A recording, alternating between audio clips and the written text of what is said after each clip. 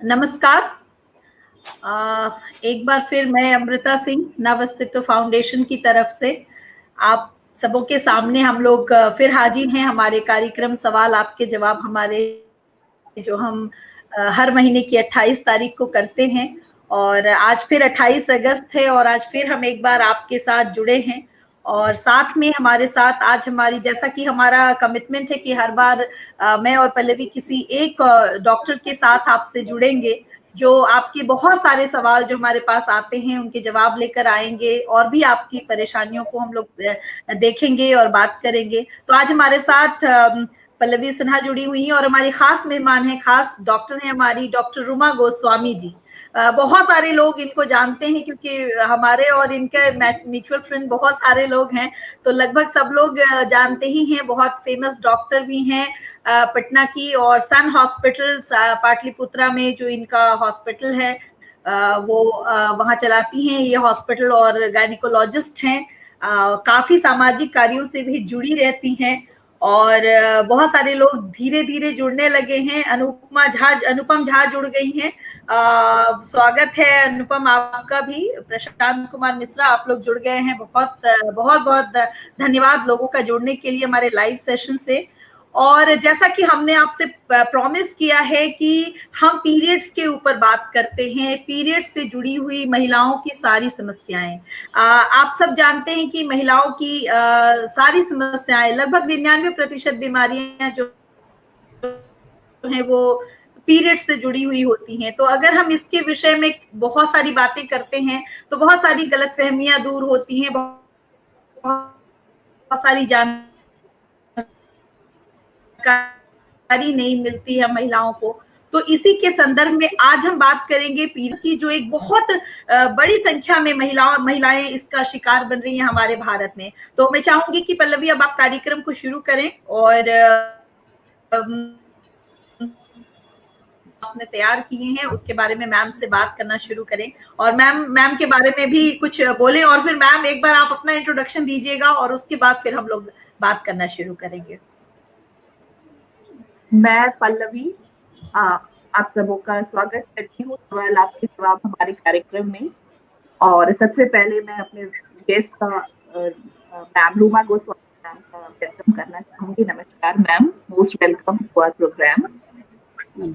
और मैम जैसा कि आप सब जानते हैं कि मैम एक बहुत जानी मानी गायनेकोलॉजिस्ट हैं सन हॉस्पिटल पाटलिपुत्रा में, और आज हम सब साथ हैं क्योंकि आज का हमारा विषय है माहवारी और सर्वाइकल कैंसर। तो इन दोनों की क्या कनेक्टिविटी है, क्योंकि जैसा अमृता ने बताया कि लगभग 99% जो महिलाओं की परेशानी है वो उनके पीरियड से ही शुरू होती है। बेसिक प्रॉब्लम्स उनकी वहीं से आती है। तो मैं यही कहना चाहूंगी कि महिलाएं जो हैं उनका स्वास्थ्य बहुत इम्पोर्टेंट है। प्लीज आप अपने हेल्थ को इम्पोर्टेंस जरूर दें, क्योंकि आपके जीवन के हर पहलू पर आपका स्वास्थ्य जो है वो प्रभाव डालता है। आप स्वस्थ रहती हैं तो आप खुश रहती हैं। तो हम सब चाहते हैं कि हम सभी महिलाएं स्वस्थ भी रहें, खुश भी रहें और हमारी कार्यक्षमता यूं ही बढ़ती रहे और हम किसी भी तनाव का शिकार ना हो। तो आज मैं कुछ सवाल मैम से लूंगी। उससे पहले मैं चाहूंगी कि मैम अपना ब्रीफ इंट्रोडक्शन हम सबको दें। वेलकम। Hello everyone.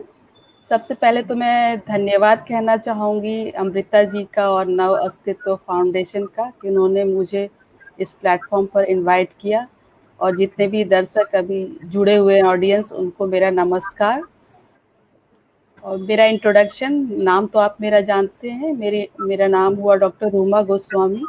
मैंने 2004 में अपना post graduation ops and gynae में कंप्लीट किया। उसके बाद मैं सरकारी नौकरी में गई, झारखंड में भी मैंने जॉब किया। फिर मैं फैमिली प्रॉब्लम की वजह से वापस यहाँ आई। पटना में भी मैंने काफ़ी दिनों तक गवर्नमेंट जॉब में रही। उसके बाद मैंने गवर्नमेंट जॉब छोड़ के और कुर्जी होली फैमिली हॉस्पिटल को ज्वाइन किया, जो मेरे घर से नज़दीक था। और वहाँ 6-7 साल काम करने के बाद मैंने वहाँ से अभी रेजिग्नेशन दे के और अपना अभी प्राइवेट प्रैक्टिस कर रही हूँ पाटलिपुत्रा गोलंबर पे।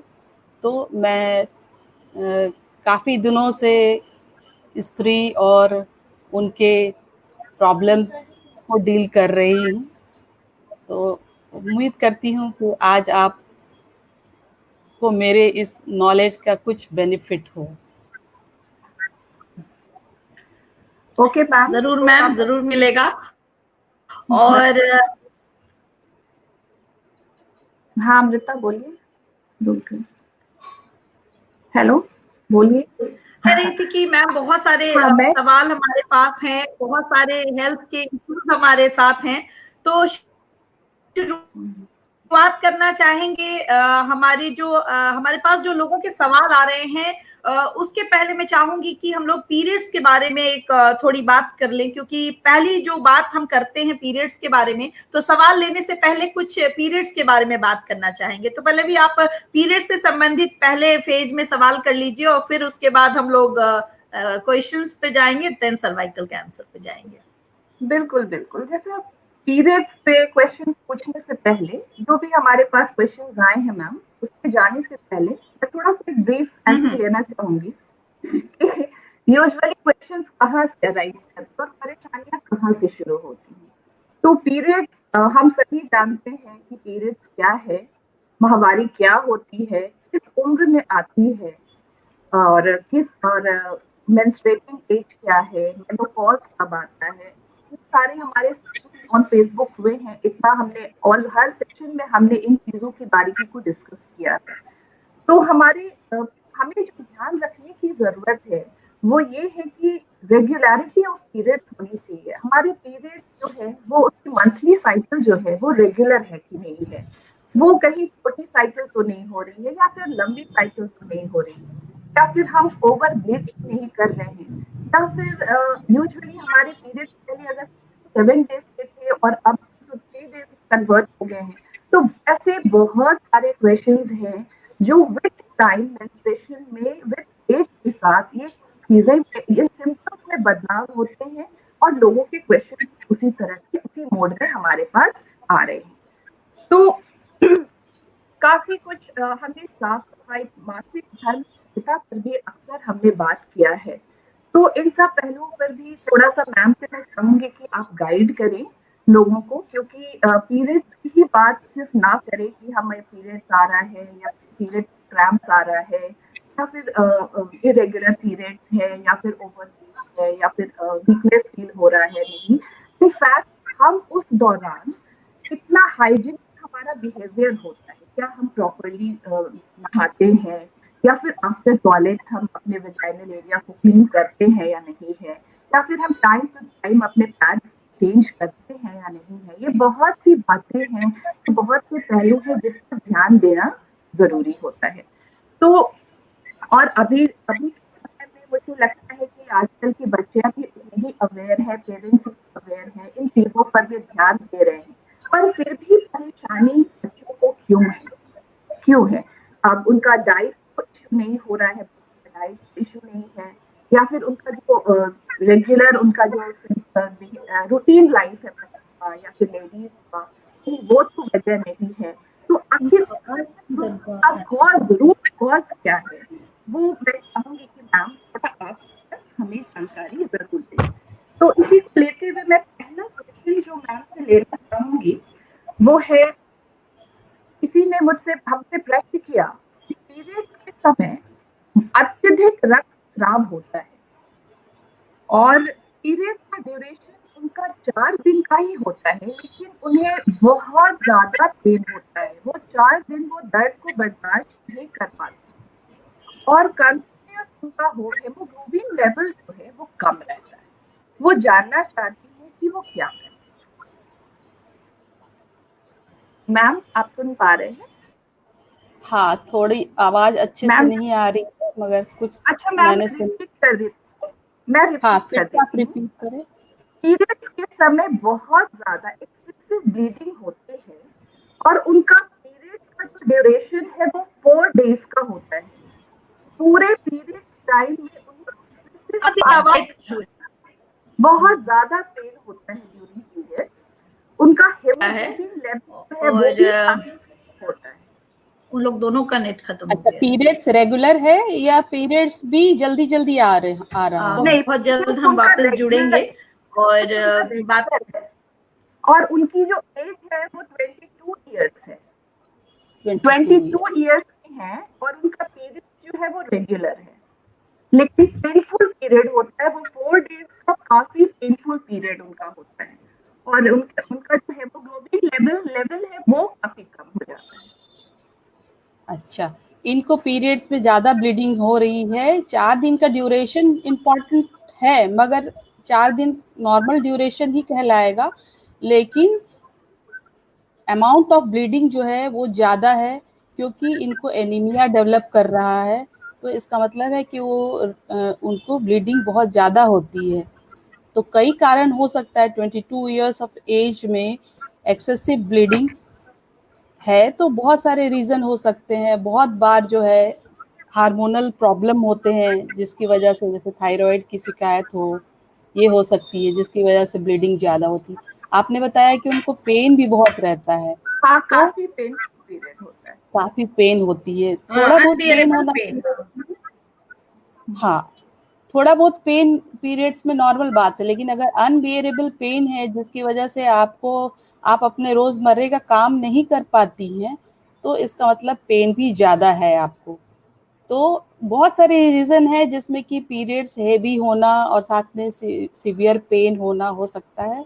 जैसा कि मैंने बताया कि हार्मोनल प्रॉब्लम हो सकती है, थायराइड की वजह से हो सकती है, या फिर कोई ऐसी पैथोलॉजी जैसे कि कभी कभी फाइब्रॉयड होता है अंदर में, जिसकी वजह से पेन और हेवी ब्लीडिंग होती है, या फिर कभी कभी जो है इन्फेक्शन होता है, एंडोमेट्राइटिस हम लोग बोलते हैं, इसकी वजह से भी पेनफुल और हेवी मेंसेस होता है। तो इनको गायनेकोलॉजिकल चेकअप की ज़रूरत है, क्योंकि ये नॉर्मल पीरियड्स नहीं कहेंगे इसको। अगर हेमोग्लोबिन कम होता जा रहा है, इसका मतलब ये नॉर्मल नहीं है। तो आपको अपने डॉक्टर से मिलने की ज़रूरत है, थॉरो चेकअप की ज़रूरत है आपको।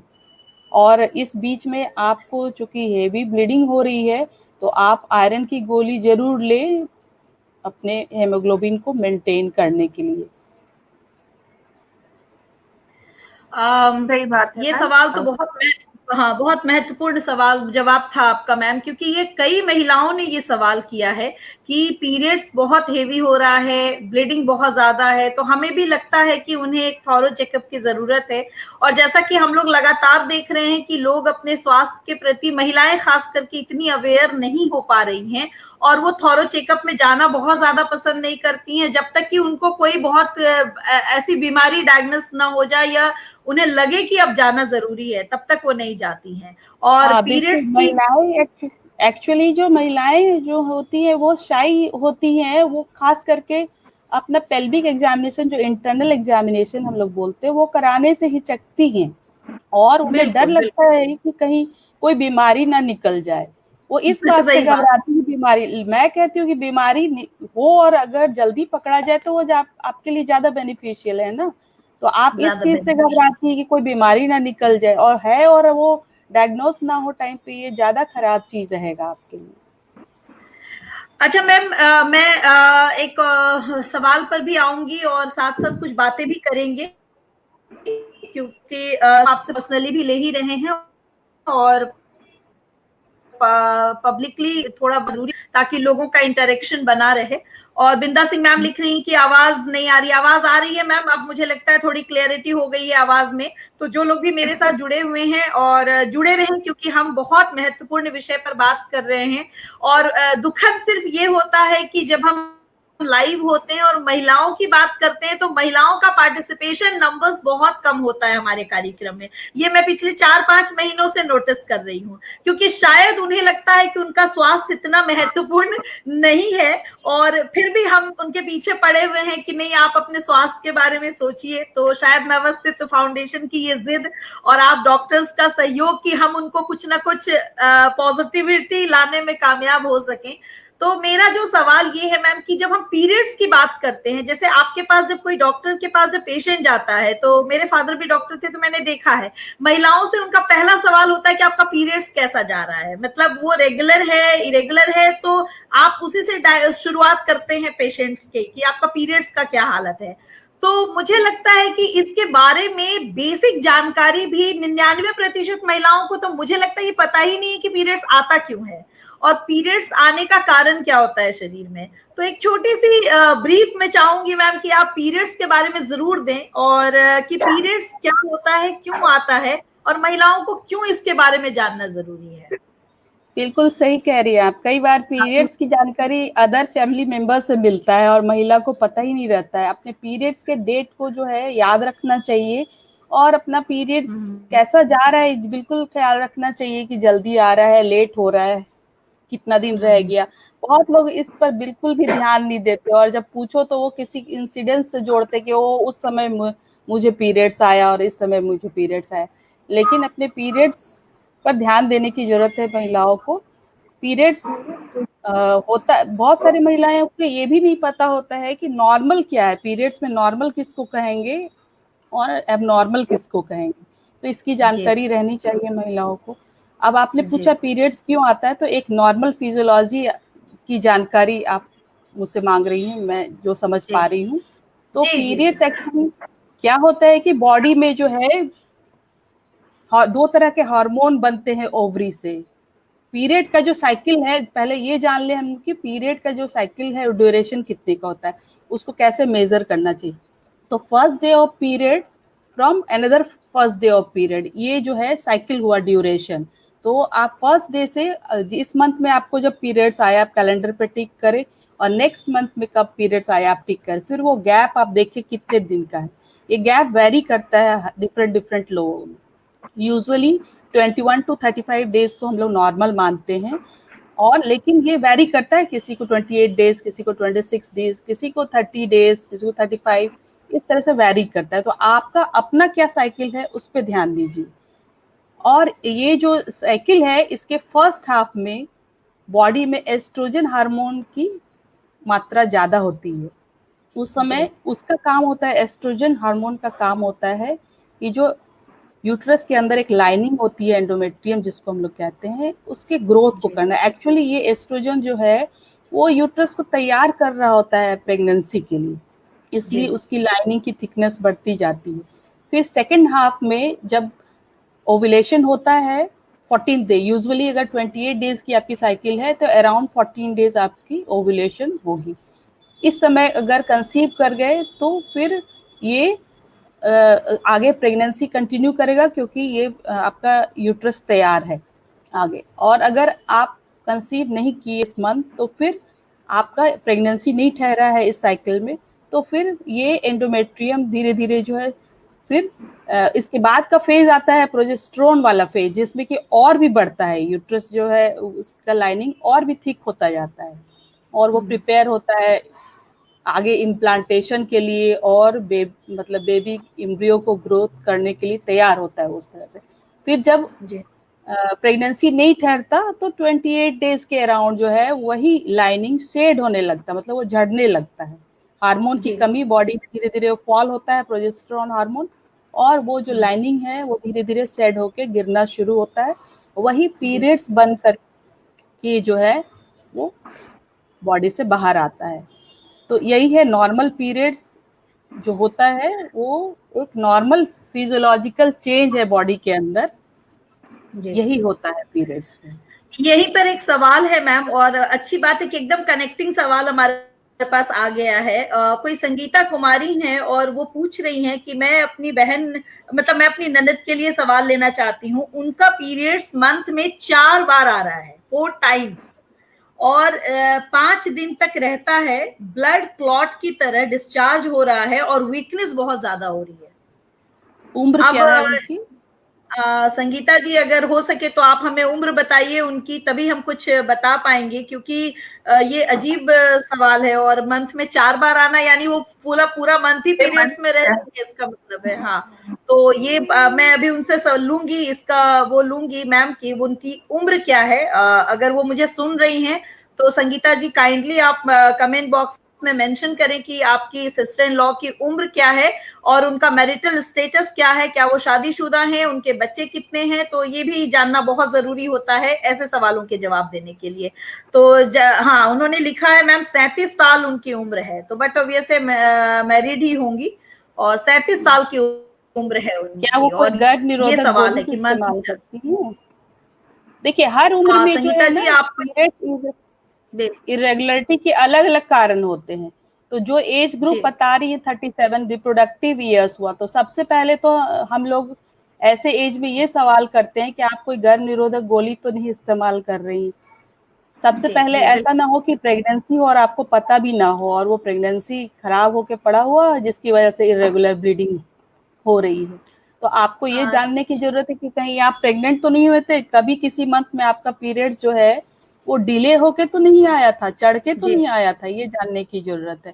क्योंकि 4 टाइम्स मंथ में ब्लीडिंग होना नॉर्मल बात नहीं है, कोई ना कोई रीजन है इसके पीछे। तो ये आपको देखने की जरूरत है कि कहीं ऐसा ना हो आप प्रेग्नेंट थी, आपको मालूम नहीं है और प्रेगनेंसी खराब हो गई है जिसकी वजह से बार बार ब्लीडिंग हो रही है आपको। या फिर आप कोई हार्मोनल पिल्स अगर यूज कर रही हैं, तो अगर मान लीजिए आप कोई कॉन्ट्रासेप्टिव पिल्स यूज कर रही, तो उसको सही तरीके से नहीं इस्तेमाल करने से भी बीच बीच में ब्लीडिंग हो सकती है।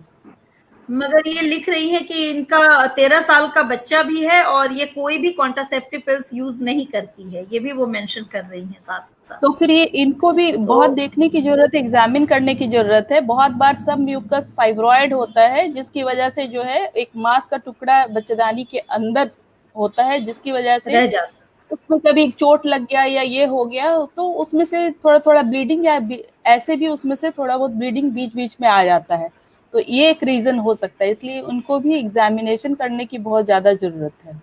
तो संगीता जी से मेरा आग्रह है कि हमारा व्हाट्सएप नंबर हमारे फेसबुक पर स्क्रॉल करता रहता है, आप इनकी समस्याओं को पूरी तरह से लिखकर हमारे पास भेजें, हम इनकी समस्याओं को लेकर आएंगे और अगर हम इनके लिए ड्रॉ भी करेंगे, अगर कोशिश करेंगे कि इनकी जांच भी कराई जा सके, डॉक्टर मैम से कंसल्टेंसी भी हम करवा देंगे आपकी। तो पहले तो आप प्रॉपर तरीके से हमारे व्हाट्सएप नंबर जो हमारा आता है उस पर आप हमें पूरा सवाल उनका लिखकर भेजें। तो ये तो एक सवाल हुआ मैम। तो जैसा कि आप बता रही थी कि जब यूट्रस की लाइनिंग टूटती है तो पीरियड्स आता है। अब ये पीरियड्स की जो उम्र है मैम, ये 9 से 14 साल के बीच में हम आजकल हम देख रहे हैं कि बच्चियों को 9 साल में भी पीरियड्स आने लगे हैं। तो एक बहुत बड़ी भ्रांति यहाँ पर ये शुरू हो जाती है कि मैं अक्सर महिलाओं से बात करती हूँ तो उन्हें बहुत आश्चर्य होता है जब हम उन्हें ये बताते हैं कि 9 साल में भी पीरियड्स आने लगा है। तो यहाँ पर मैं चाहूंगी एज अ डॉक्टर आप इस चीज को एक बार कंफर्म करें, क्योंकि अभी हमारा लाइफस्टाइल बदल गया, हमारे बहुत चीजें बदल गई। खास करके आप देखेंगी मैम कि अब हम जो टेलीविजन के कंटेंट्स देखते हैं, बट ऑब्वियस है कि पूरा फिजिकल हार्मोनल चेंज होता है और हार्मोन का सीधा सीधा संबंध यहाँ से होता है। तो जैसे कंटेंट हम देखते हैं, हार्मोन भी उसी हिसाब से चेंज होता है। ये बात लोग समझ नहीं पाते हैं और उन्हें बहुत आश्चर्य होता है कि 9 साल की उम्र में बच्चियों को पीरियड्स कैसे होता है। खास करके जो घर की बुजुर्ग महिलाएं हैं वो इस बात का इशू बना देती हैं कि 9 साल में आ गया, पहले आ गया, जरूर कुछ गड़बड़ है, एटसेट्रा एटसेट्रा एटसेट्रा। तो बहुत सारी महिलाएं मेरे साथ जुड़ी हुई हैं, तो मैं चाहूंगी आज आप इस बात को क्लेरिफाई करें मैम। नहीं, आपने बहुत सही कहा कि मैं भी देख रही हूँ कि आजकल जो है पीरियड्स आने का जो उम्र मेनार्की जिसको हम लोग बोलते हैं, फर्स्ट टाइम पीरियड्स जो आता है, तो उसका उम्र घट गया है। पहले जो है 12 से 13 साल, usually 12 years, around 12 years period आया करता था। लेकिन अब मैं देख रही हूँ कि ये घट करके है 8 इयर्स 9 इयर्स चला गया है। तो ऑब्वियसली लाइफ स्टाइल चेंजेस हो गया है, बहुत तरह का एक्सपोजर है, जैसा कि आपने बताया कि टीवी में, मोबाइल पे कंटेंट है जिसका कि, क्योंकि आपने सही कहा कि सारा कनेक्शन यहाँ दिमाग से है। दिमाग अगर मैच्योर हो गया प्रीवियसली, पहले ही प्री मैच्योर में वो परिपक्व हो गया, तो फिर बॉडी में भी चेंजेस आने लगते हैं। और खान पान, लाइफस्टाइल और बहुत तरह का रेडिएशन एक्सपोजर भी हो रहा है, ये भी एक रीजन हो सकता है कि पीरियड्स का जो है ये उम्र घट गया है। इससे हम लोग भी काफी चिंतित है, क्योंकि पीरियड्स पहले आ जाने से हाइट बढ़ने की संभावना कम हो जाती है। तो मुझे भी ये लगता है कि आगे का जनरेशन बिल्कुल हाइट में कम ना हो जाए इतनी जल्दी अगर पीरियड्स आएंगे बच्चों को। तो आपको मैम मैं यहाँ पर एक ये वाला जो आपने शब्द अभी बोला है, इसको लेकर मैं थोड़ा सा आपसे बात भी करना चाहूंगी, क्योंकि एज अ डॉक्टर आप कह रही हैं कि पीरियड्स होने के बाद हाइट बढ़ना कम हो जाता है, लेकिन जस्ट लाइक इसका कई एग्जाम्पल्स हमारे सामने हैं मैम कि जिनके पीरियड्स आने के बाद उनकी हाइट प्रॉपरली बढ़ी है। उसका एक एग्जाम्पल आपके साथ पल्लवी सिन्हा बैठी हुई है। मैंने 9 साल की बात इसलिए की 9 साल की बात मैंने इसलिए की क्योंकि इनको भी पीरियड्स 9 साल की उम्र में आया था और इनकी हाइट 5'6" के आसपास है, मतलब काफी लंबी है ये नॉर्मली। और मेरा पीरियड्स जो है वो 15 साल में आया था और मेरी हाइट 5'2" है। तो मतलब मैं यहाँ पे थोड़ा सा कंफ्यूज हो जाती हूँ कि ये कुछ डॉक्टर्स कहते हैं कि पीरियड्स है एक्चुअली मैम। मुझे लगता है कि ईयर्स का बहुत इफेक्ट नहीं है, बल्कि डाइट और आप क्या एक्सरसाइज करते हैं और आप क्या डाइट लेते हैं उस पर भी आपके हाइट काफी डिपेंड करते हैं। मुझे ऐसा लगता है एक्चुअली वन फैक्टर है, ये एक फैक्टर हुआ पीरियड्स का जल्दी आना, दूसरा जेनेटिक फैक्टर है, तीसरा एक्सरसाइज है, फोर्थ डाइट है। तो ये सारे चीज मिला के यूजुअली क्या होता है, पीरियड्स आने के बाद 2-4 साल हैं आपको हाइट बढ़ाने के लिए, उसके बाद जॉइंट्स का फ्यूजन हो जाता है। जब बॉडी में एस्ट्रोजन बनने लगा तो उसका एक्शन होगा जॉइंट्स पर और जॉइंट फ्यूज हो जाएंगे, उसके बाद हाइट नहीं बढ़ेगी। इसलिए अर्ली पीरियड्स आ जाने से ये चिंता तो रहती है कि हाइट नहीं बढ़ेगी, लेकिन आप टाइम पे केयर कर ले और डाइट, सही डाइट, दूध वगैरह, कैल्शियम अच्छे से ले, एक्सरसाइज करे, और जेनेटिक मेकअप तो है ही, इसलिए एक्सक्लूसिवली ये बोलना नहीं चाहिए। बट हाँ, अगर जनरल पूरे होल पॉपुलेशन को देखें कि हाँ अर्ली आने लगा पहले से, तो एक पॉपुलेशन में आप अगर चलिएगा, इंडिविजुअल की बात नहीं कर रही हूँ, एक पूरा एक पॉपुलेशन को लेके चलिएगा तो देखिएगा कि हाइट कम हो जाएगा लोगों का, अगर पीरियड जल्दी आने लगे तो। ये चीज मैं कहना तो ये बहुत महत्वपूर्ण जानकारी है मैम, और ये जानकारी सबके पास होना चाहिए कि कुछ केसेस में ऐसी भी बातें सामने आती हैं। और इसके अलावा भी बहुत तरह के सवाल हमारे पास आए हैं, और मैं एक नॉर्मल जो परेशानी जो मैं देख रही हूँ पीरियड्स को लेकर बात करने की महिलाओं में, वो एक बहुत बड़ा विषय है जिसपे कि एज अ डॉक्टर अगर आप बता रही हैं कि पीरियड्स क्यों होता है, कैसे होता है, तो आपको हेजिटेशन नहीं हो रहा है, मुझे हेजिटेशन नहीं हो रहा है क्योंकि मैं इस विषय पे काम कर रही हूँ। लेकिन एक नॉर्मल महिला जब अपने पीरियड्स के बारे में बात करी, कल अनुपम झा करके एक लड़की है और पीरियड्स पे काफी अच्छा काम करती है दरभंगा में, तो मुझे बता रही थी कि दीदी जब हम वहां जाते हैं और महिलाओं से बात करते हैं तो वो बोलती है कि ये सब आपका शहरों में चलेगा, हम यहाँ पर गांव में पीरियड्स के बारे में बात नहीं करेंगे, ये बहुत ही घटिया विषय है जिस पर आप बात करना चाहती हैं।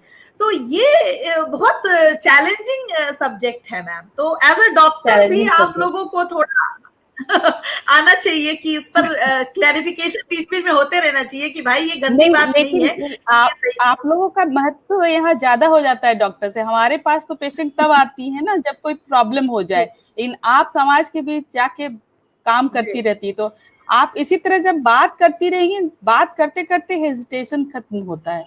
पहली बार जब भी आप किसी ग्रुप में जाइएगा, पीरियड्स की बात कीजिएगा, वो ऐसा ही रिएक्ट करेंगी, लेकिन जब बार बार इस टॉपिक पे बात होने लगेगा तो धीरे धीरे वो खुलने लगती है, क्योंकि हमारा कल्चर ऐसा है शुरू से ही कि लोग इस पर खुल के बात नहीं करते। लेकिन मैं अब शहर में भी लड़कियों को देखिए बहुत चेंज आ रहा है, अब लोग अपने पीरियड्स के बारे में खुल के बात करते, लेकिन गांव में अभी भी वैसी स्थिति है, लेकिन धीरे धीरे चेंज वहां भी हो जाएगा।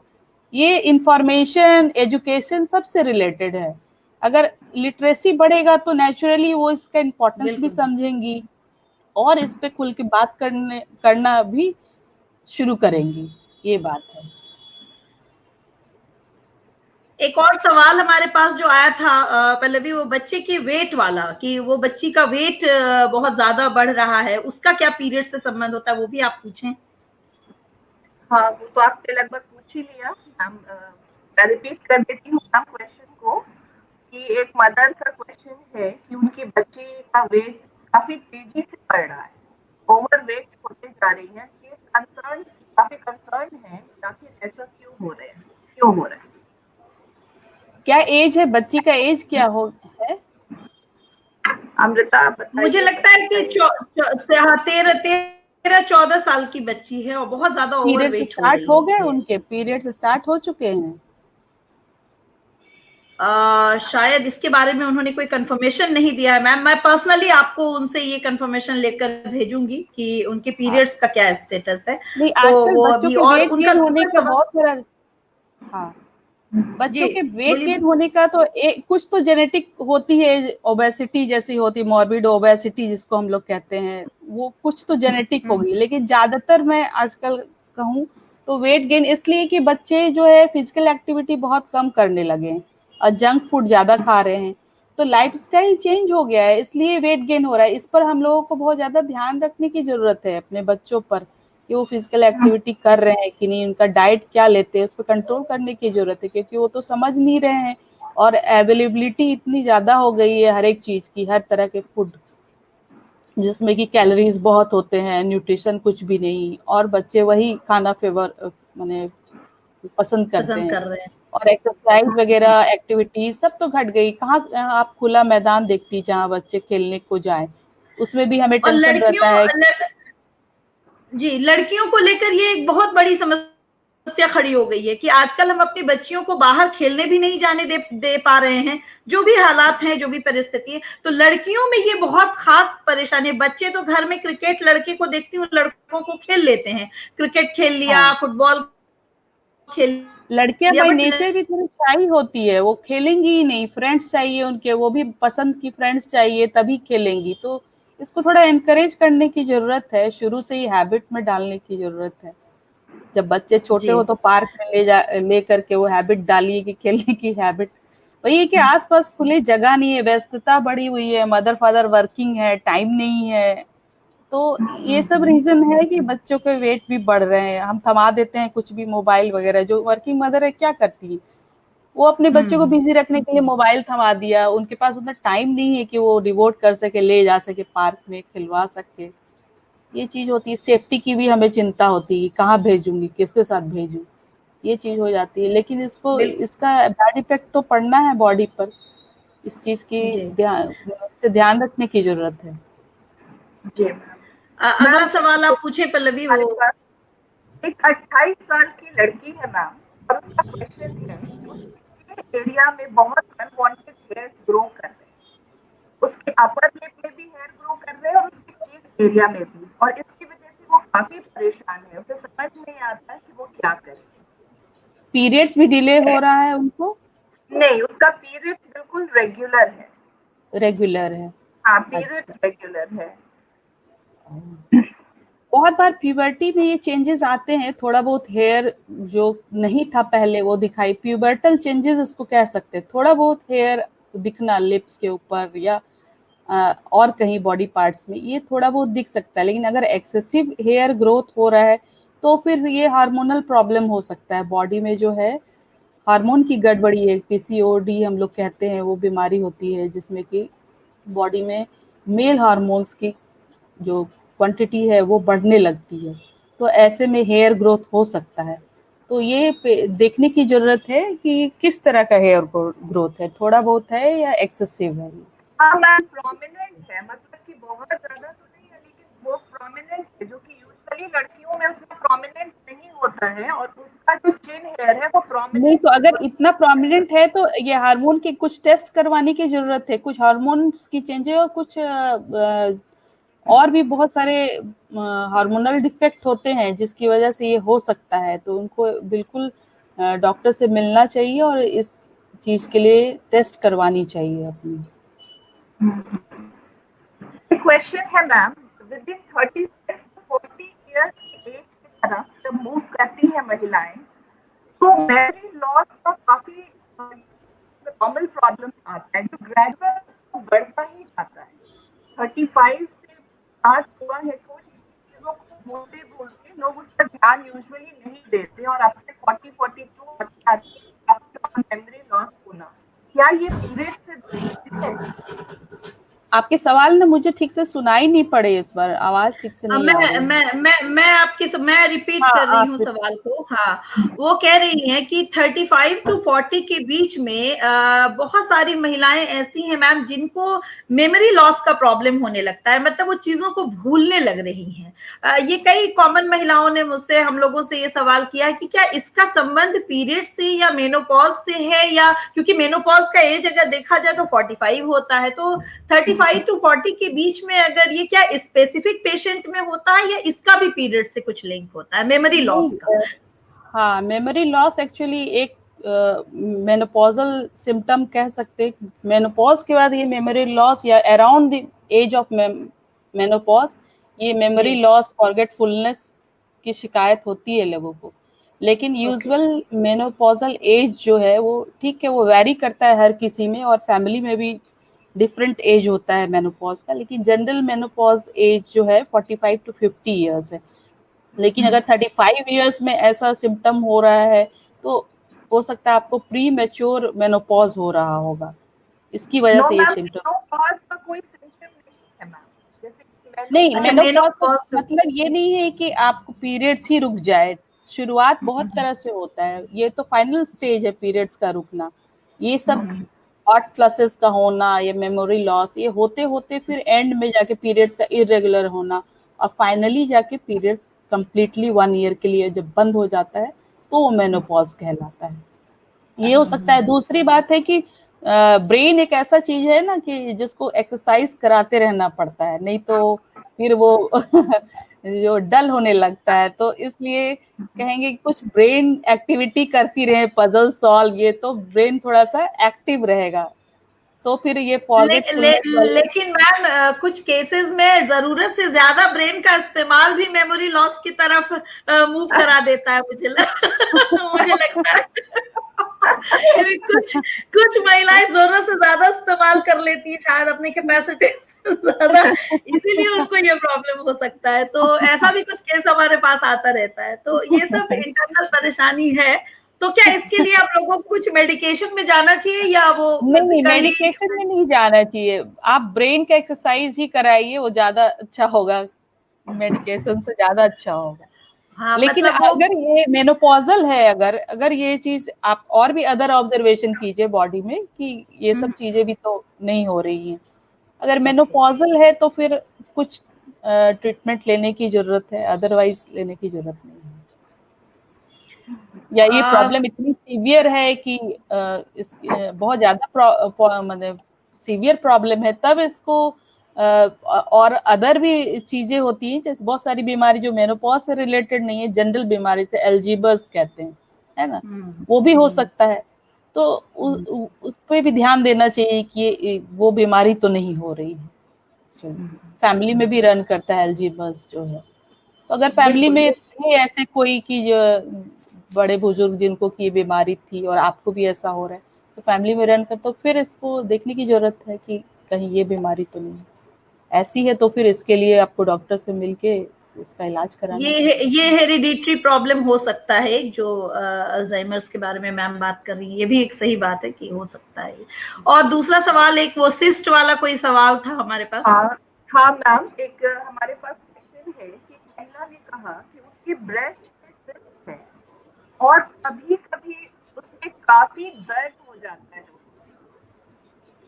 तो उसमें आप क्या सजेस्ट करती हैं? वो एक आपका सजेशन चाहिए, क्या करें? ब्रेस्ट में सिस्ट है, पहले तो ये है कि ब्रेस्ट में सिस्ट का साइज क्या है वो देखना है। कभी कभी सिस्ट में इन्फेक्शन हो जाता है, इसकी वजह से पेन, कभी कभी सिस्ट के अंदर ब्लीडिंग हो जाती है, इसकी वजह से पेन हो सकता है। तो वो देखने की जरूरत है ब्रेस्ट में सिस्ट कितने साइज की है, और कहीं उसमें इन्फेक्शन या कोई कलेक्शन या ब्लीडिंग वगैरह अंदर तो नहीं है, वो देखने की जरूरत है। अगर पेन है, ज्यादा पेन है या रेडनेस हो रहा है, स्किन वहाँ का रेड हो गया है, या टच भी नहीं कर सकते आप, इतना पेनफुल है, तो ऐसे में तो उसको देखना पड़ेगा, फिर एग्जामिन करके। मेमोग्राफी की जरूरत है मैम उसको? हाँ, मेमोग्राफी तो सिस्ट का पता कैसे चला, आखिर उन्होंने कुछ कराया होगा। हाँ, वो देखना होगा उनकी पुरानी रिपोर्ट और। हाँ, ओके। बहुत बार सिस्ट होता है, उसमें इन्फेक्शन हो गया, एंटीबायोटिक वगैरह चला, तो देखते हैं वो छोटा होते होते श्रिंक होते होते डिसअपियर भी कर जाता है।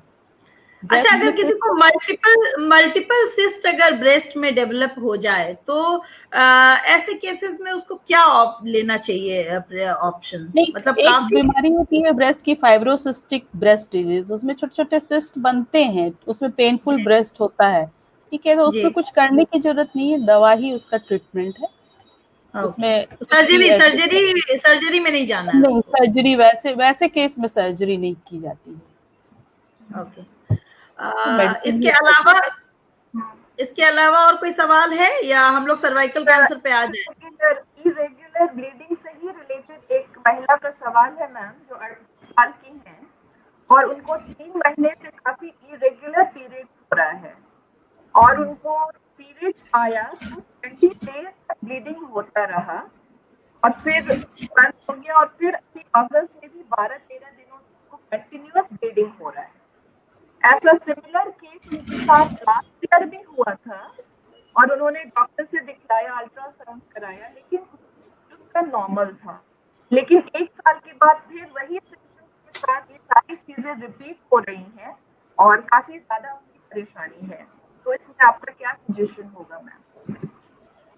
देखिए, कई बार जो है ना अल्ट्रासाउंड में सारी चीजें पकड़ा नहीं पाता है, ठीक है, खासकर बच्चेदानी के मुंह पर अगर कोई घाव बना हुआ हो तो अल्ट्रासाउंड में दिखने वाला नहीं है। बहुत बार मैं देखी हूँ ऐसे पेशेंट आती है रेगुलर ब्लीडिंग के लिए और सारे रिपोर्ट्स नॉर्मल लेके, जब मैं उसको एग्जामिन करती हूँ स्पेकुलम लगा के, तो देखती हूँ कि बच्चेदानी के मुंह पर बना हुआ घाव है जिसको टच करते ही ब्लीडिंग होता है।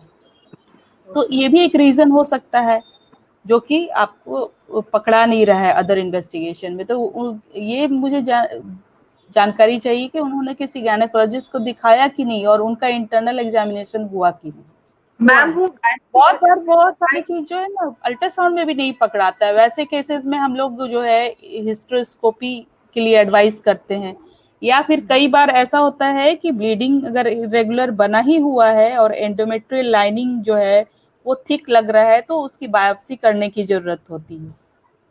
जो अल्ट्रासाउंड से नहीं दिख रहा है तो उसको माइक्रोस्कोपिक जांच की जरूरत है, बायोप्सी की जरूरत पड़ती है ऐसे केस में। लेकिन केस को देखना पड़ता है, एग्जामिन करना पड़ता है, उसके बाद मतलब इनको भी एक थॉरो चेकअप की जरूरत महसूस हो रही है जो कराना होगा। और हम लोग उस पर भी आएंगे धीरे धीरे। और मैम, आज जो हम लोगों ने एक सब्जेक्ट चुना है, क्योंकि समय भी देखना है हमें, कि हम सर्वाइकल कैंसर पे बात करने वाले थे, तो मैं चाहूंगी कि एक ब्रीफ ऑफ सर्वाइकल कैंसर की महिलाओं में आज की स्थिति में इस बीमारी का क्या सिनेरियो है और इसके लिए महिलाओं को कितना एक्टिव होना चाहिए, वो आप जरूर एक बात बताएं। क्योंकि में टेस्ट कराने के लिए नॉर्मल महिला तैयार नहीं होती है, वो समझती नहीं उसकी वैल्यू। तो आज आप एक जरूर इसके बारे में ब्रीफ बताएं मैम कि क्या सर्वाइकल कैंसर को लेके हमारे यहाँ अवेयरनेस होनी चाहिए और उसमें हमारा क्या योगदान हो सकता है। देखिए, सर्वाइकल कैंसर एक टाइम में सर्वाइकल कैंसर जो नंबर 1 कैंसर हुआ करता था फीमेल में, लेकिन अब ब्रेस्ट कैंसर नंबर 1 हो चुका है और सर्वाइकल कैंसर सेकंड नंबर पे है। लेकिन अभी भी सर्वाइकल कैंसर काफी कॉमन है, खास करके जो है लोअर इसमें जाइए, लोअर सोशियो इकोनॉमिक क्लास में जाइएगा तो सर्वाइकल कैंसर काफ़ी कॉमन है, क्योंकि अर्ली एज में शादी हो जाती है, बहुत अर्ली एज से सेक्सुअली एक्टिव हो जाते हैं, बच्चे भी बहुत सारे होते हैं, और जैसे थोड़ा नीचे इसमें जाइए मल्टीपल पार्टनर्स भी होते हैं, मतलब एक शादी हो गई फिर दूसरी शादी, इस टाइप की होती है, तो सर्वाइकल कैंसर ज़्यादा देखने को मिलता है। तो सर्वाइकल कैंसर के बारे में जानकारी होना, मतलब क्या लक्षण हो सकते हैं ये जानना जरूरी है, क्योंकि सारे लक्षण जो है इतने मतलब नॉर्मल टाइप होते हैं कि उसको लोग इग्नोर कर देता है। इसलिए इसके बाद दूसरी बात है कि एक सर्वाइकल कैंसर ही है जिसके लिए कि वैक्सीन है। यही एक कैंसर है जो कि प्रिवेंटेबल है, जिसको आप रोक सकते हैं अगर आपके पास जानकारी। यही एक कैंसर है जो आपको काफी समय देता है, उसमें एक शुरुआती चेंज के बाद पूरे बड़े फॉर्म में डिजीज होने में इसमें काफी लंबा समय लगता है, मोर देन 10 years, जो हम लोग कहते हैं प्री कैंसरस चेंज से कैंसरस में बदलने में इसमें काफी लंबा समय लगता है, 10 years। तो आपको इतना अपॉर्चुनिटी है कि आप जो है इस बीमारी से अपने आप को बचा सकते हैं अगर आप जागरूक हैं, अपने हेल्थ के प्रति, तो आप सर्वाइकल कैंसर को हम लोग प्रिवेंट कर सकते हैं। इसलिए ये बहुत ही इम्पोर्टेंट, मतलब कैंसर में हम बोलेंगे एक ऐसी बीमारी जिसको कि आप टाइमली डायग्नोज कर लिए तो वो टोटल क्योर भी हो सकता है। तो इसके बारे में इसके सिम्टम्स क्या क्या होते हैं मैम? इनिशियली एक महिला को कैसे डाउट हो सकता है कि उसको ये कैंसर हो रहा है या आने वाले 10 सालों में होगा? सबसे पहले तो मैं ये बात करूं कि कैसे हमको कैंसर ना हो, इस पे आपको महिलाओं को सोचना चाहिए।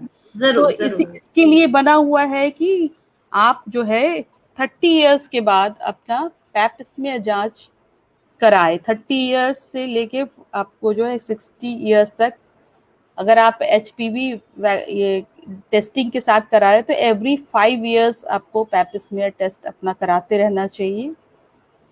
और अगर पैप स्मीयर जांच में कोई गड़बड़ी निकलती है उस तरह की, तो फिर सीरियस गड़बड़ी निकलती तो बायोप्सी करके उसको कंफर्म करने की जरूरत है। अगर आप इतना भी नहीं करा सकते तो कम से कम लाइफ में 2 बार पैप स्मीयर जरूर कराए, एक 35 इयर्स ऑफ एज और एक 45 इयर्स ऑफ एज।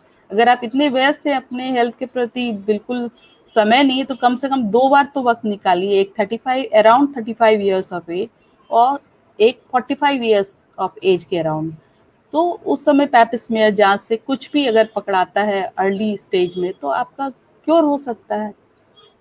और अगर आप सिंपल पैप स्मीयर कराती हैं तो जिसमें कि HPV टेस्टिंग नहीं, तो एवरी 3 इयर्स उसको कराने की जरूरत है। तो ये हो गया अर्ली कैसे हम उसको डिटेक्ट कर सकते हैं, जब आपको हुआ ही नहीं है उससे पहले ही हम कैसे उसको प्री कैंसरस चेंज को कैसे डिटेक्ट कर सकते हैं।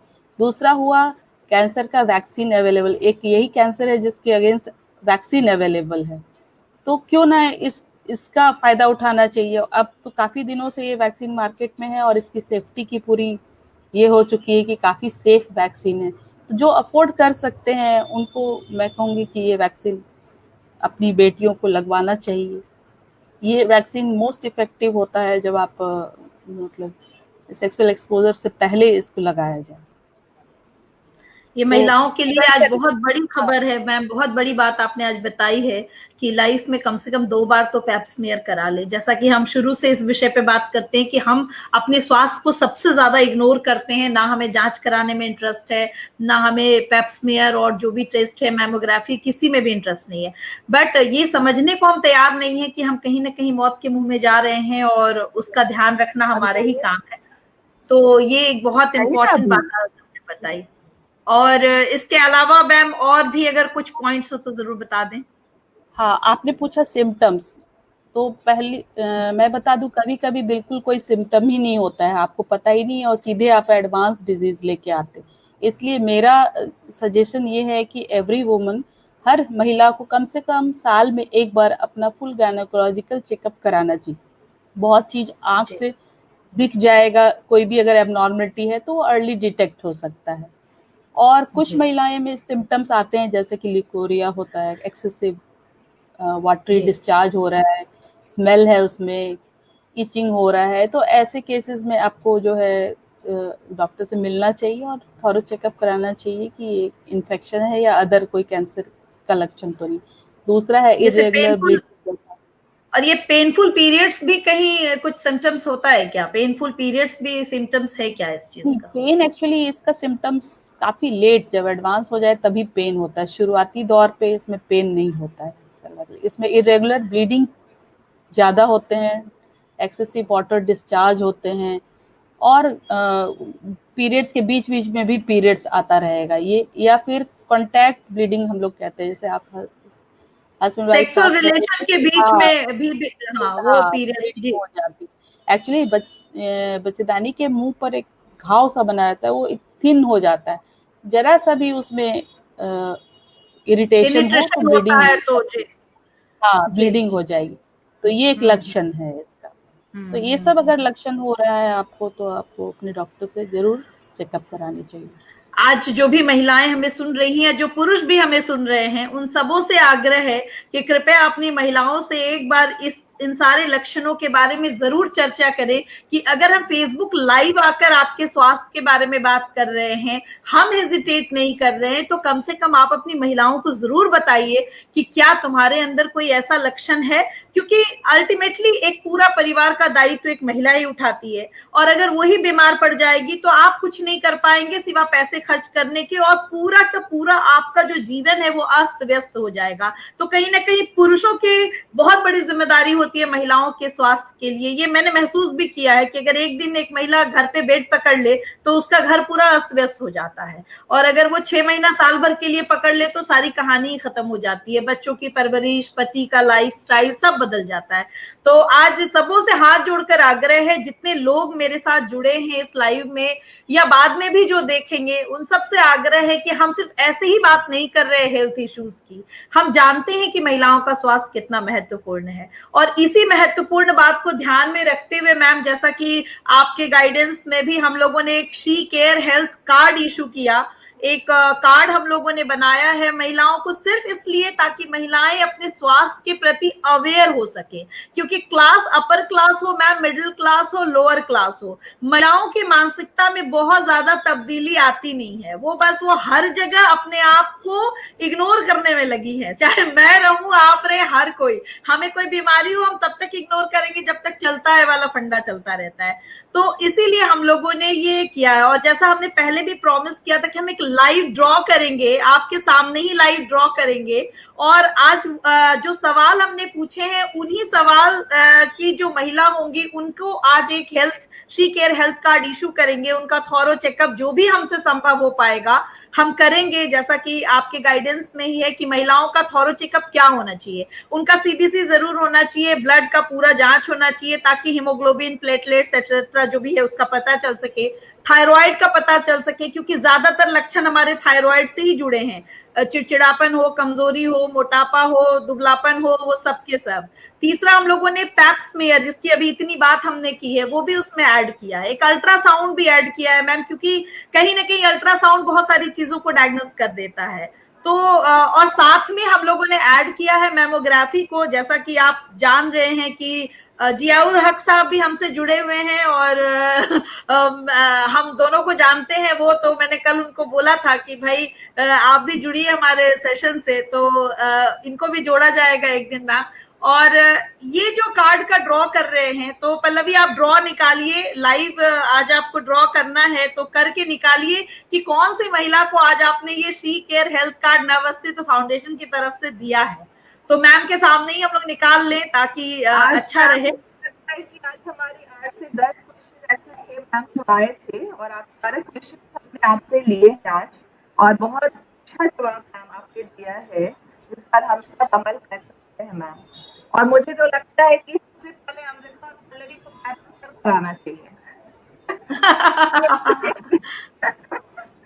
तो ये एजुकेशन ही है मैम जो हम लोग नहीं करा रहे हैं, और आपके गाइडेंस आज मुझे पता चला कि when you are 35 plus that you must go for a pap smear test. तो मैं आपसे और we must go for a pap smear Amrita. Okay, सबसे पहले हम दोनों आएंगे मैम पैप्समेयर कराने के लिए, ताकि लोगों में जागरूकता हो जाए, क्योंकि हम लोग अब 35 प्लस, सही बात कह रही है, हो चुके हैं, तो अब हमारी जिम्मेदारी बनती है। तो ड्रॉ निकालिए आप जल्दी से, तो और देखिए रखा है वो 10 कॉन्टेस्टेंट्स का नाम है, लगभग 10 क्वेश्चन जिन्होंने हमें सेंड किए हैं, और मैं जस्ट इसे चेक कर रही हूँ मैम ताकि अच्छे से मिक्स हो जाए, इसको ना लगे कि मैं कोई चीटिंग कर रही हूँ। हाँ, ये देखिए भाई, हम बिल्कुल ईमानदारी से ड्रॉ कर रहे हैं, और इसमें से रैंडमली कुछ भी निकाला मैंने।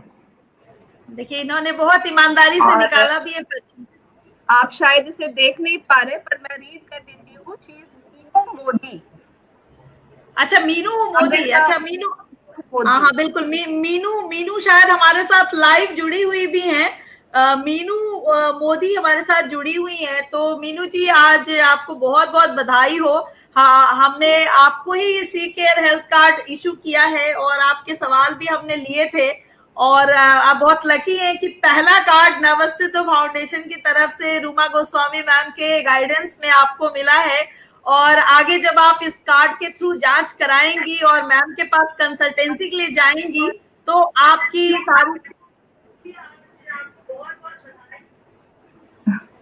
सारी प्रॉब्लम आपकी जो भी है मैम सुनेंगी और देखेंगी कि हम आपके लिए क्या कर सकते हैं। और ये बहुत अच्छा है मैम, फर्स्ट टाइम हमने किया है, थोड़ी बहुत तो चीजें होती रहती है। बट आज लास्ट में मैं चाहूंगी कि ड्रॉ हमने कर दिया, मीनू जी हमारे शी कार्ड की इस बार की विनर भी हैं।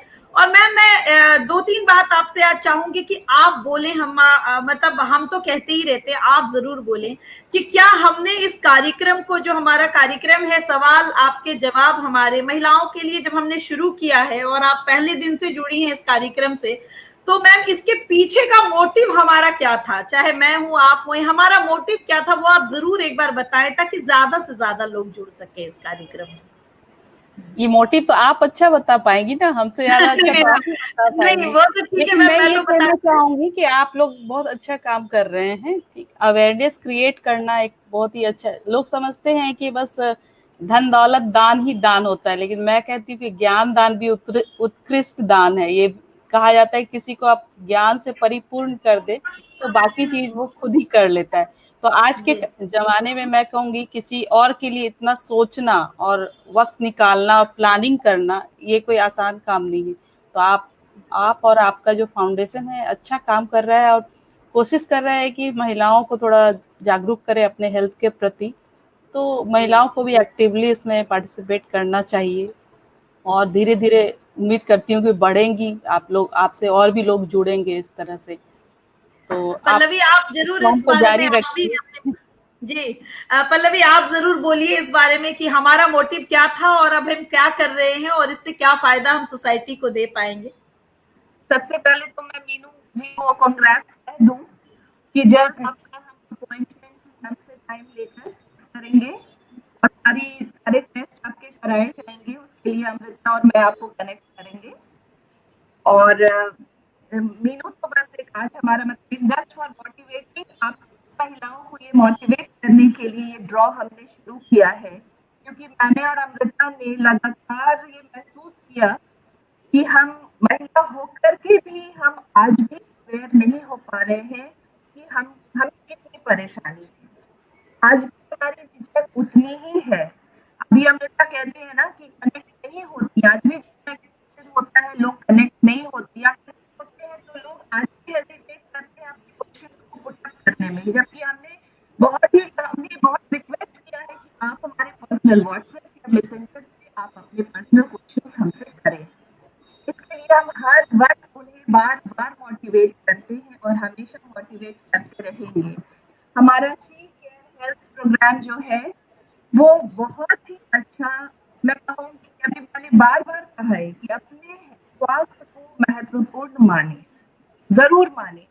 और इस कार्ड के जरिए वो बिल्कुल बेसिक चेकअप्स हम आपका करवाते हैं, जैसे अमृता और मैम दोनों ने बताया कि आपका जो ब्लड सीवीसी टेस्ट है, आपका हेमोग्लोबिन टेस्ट है, आपका विटामिन डी टेस्ट है, या फिर आपका थायराइड टेस्ट है, आपका मैमोग्राफी है, आपका पैप स्मीयर टेस्ट है, बिल्कुल बेसिक हमारा जो विमेन फिजियोलॉजिकल बॉडी का जो स्ट्रक्चर है बिल्कुल उस बेस है ये। और छोटे हमारा प्रॉब्लम्स, हमारे जो भी पीरियड से रिलेटेड प्रॉब्लम्स जो हैं वो इसी से जुड़े होते हैं। हमारे हीमोग्लोबिन क्यों कम हो गए, या हमारे पीरियड ज्यादा है, कम है, इरेगुलर, वेजाइनल एरिया में कोई प्रॉब्लम तो नहीं है, अल्ट्रासाउंड से क्लियर भी नहीं होता है तो आप पैप से क्लियर हो जाता है, या फिर मैमोग्राफी से क्लियर हो जाता है। तो मैं कहूँगी कि प्लीज आपसे रिक्वेस्ट करूंगी कि आप सब अपनी प्रॉब्लम्स को लेकर आगे बढ़े, हमें अपने सवाल जरूर भेजें और प्लीज चाहेंगे कि जरूरी नहीं है कि आपका ये ड्रॉ लग ही जाए, लेकिन मैं यही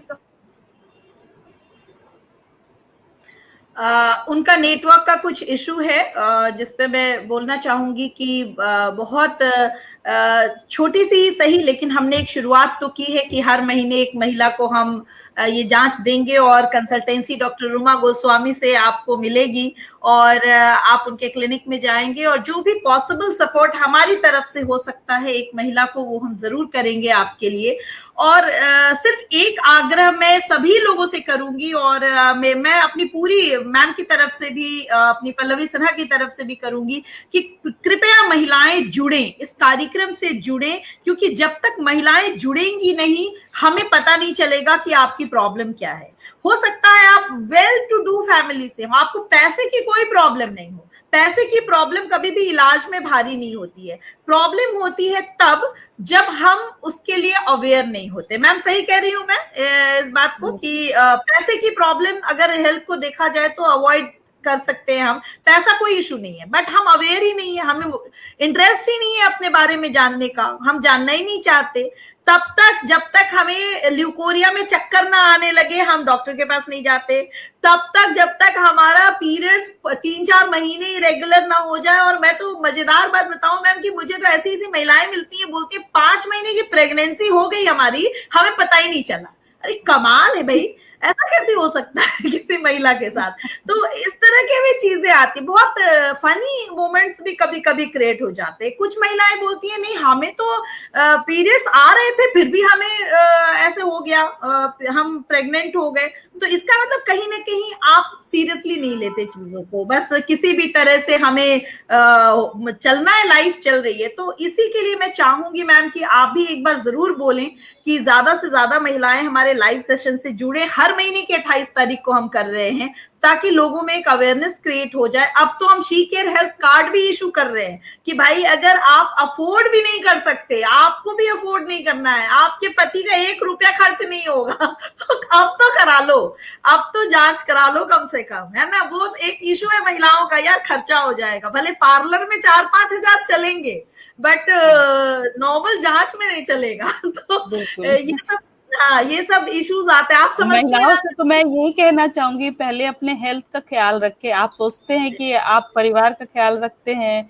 और अपने हेल्थ को पीछे रखते हैं, लेकिन आपको ये समझना होगा कि जब आप स्वस्थ रहिए तभी आपका परिवार स्वस्थ रह सकता है। इसलिए आप पहले अपने हेल्थ का केयर करें, और आपको कहीं से अगर जानकारी मिल रही है तो आपको जुड़ना चाहिए और जानना चाहिए कि नॉर्मल क्या है आपके लिए और कौन सा लक्षण अब नॉर्मल है। ये इतनी अच्छी जानकारी आपको जो है इतनी जल्दी कहीं नहीं मिलने वाली है, इसलिए जो मिल रही है तो आपको जुड़ना चाहिए इस प्रोग्राम से। और इतनी सारी सुविधाओं के साथ मैम, फ्री ऑफ कॉस्ट।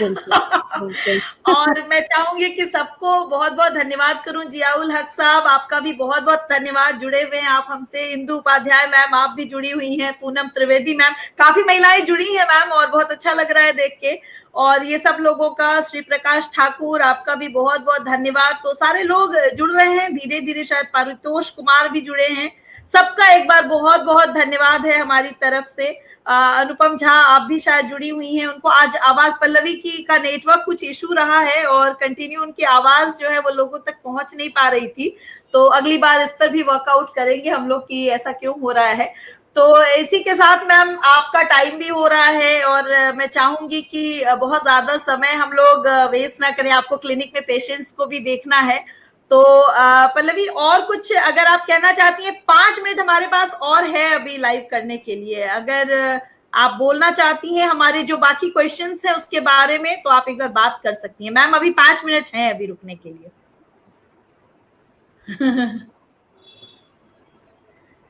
आपकी आवाज नहीं आ रही है, सबसे बड़ी प्रॉब्लम। नहीं, फिर नहीं आ रही है आपकी, कुछ आवाज नहीं आ रही। आप बोल रही हैं लेकिन आवाज आपकी आ नहीं रही है स्क्रीन पे, कुछ दिक्कत है उनके आज नेटवर्क में।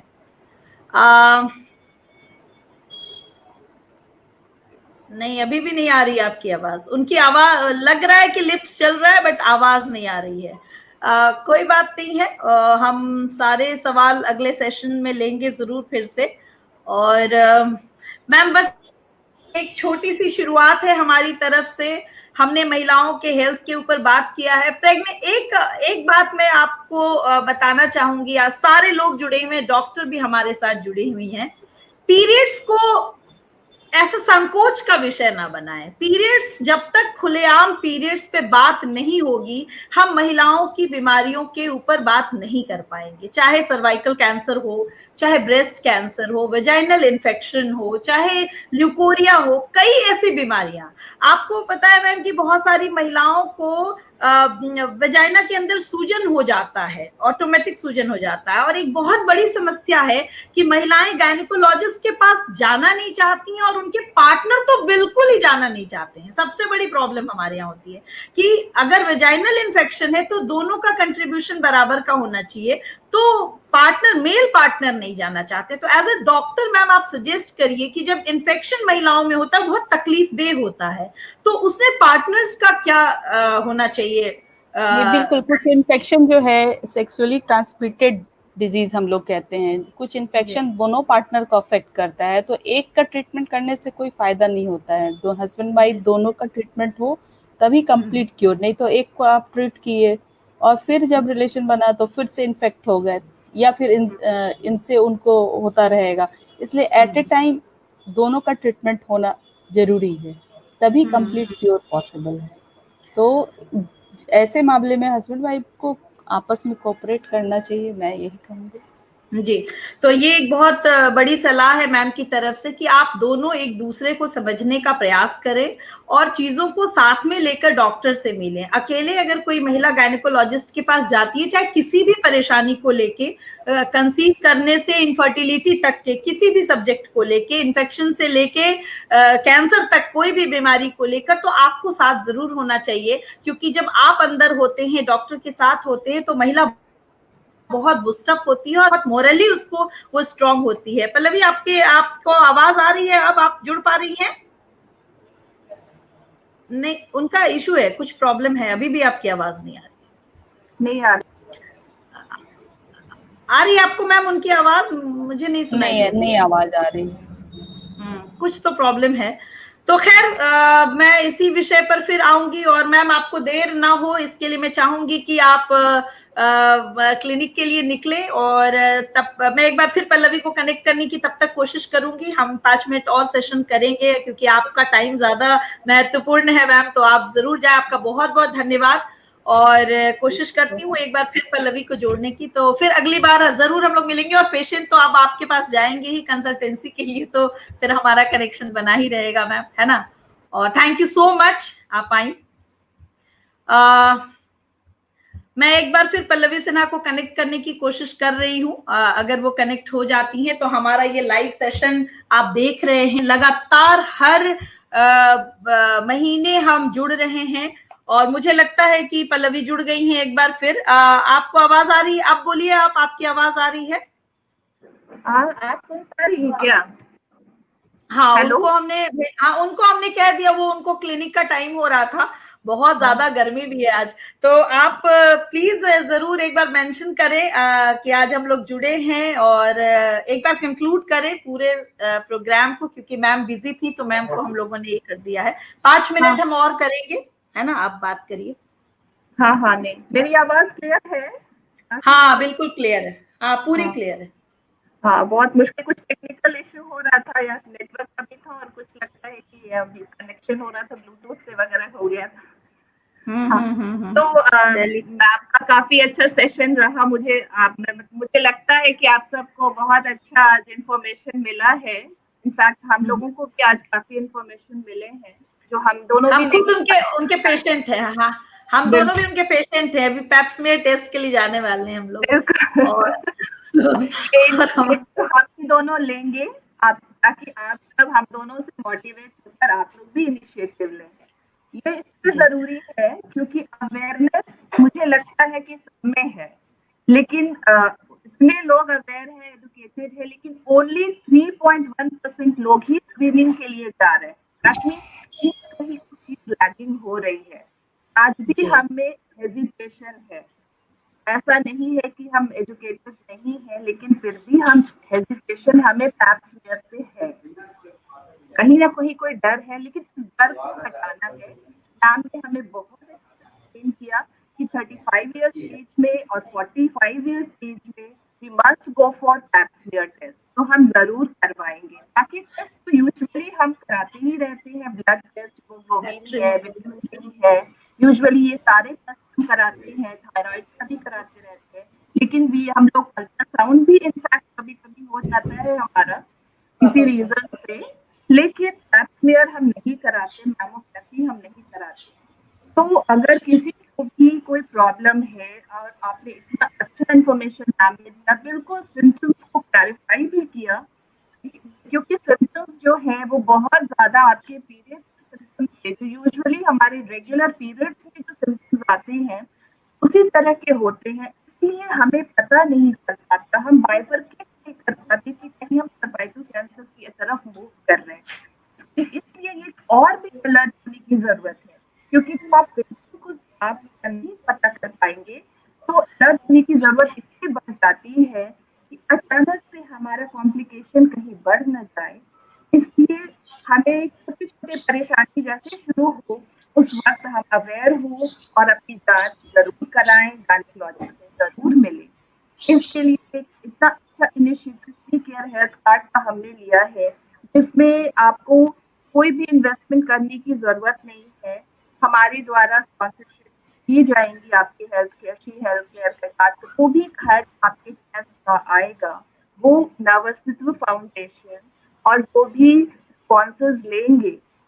जैसे मैं अपने अभी जो पहला स्पॉन्सरशिप जो हुआ है वो भी मैं चाहूंगी अमृता कि मैं बताऊं, रॉटरी चाणक्य की ओर से हमारा पहला स्पॉन्सरशिप मिला है मीनू मोदी जी को, इनका हम सारा टेस्ट कराएंगे।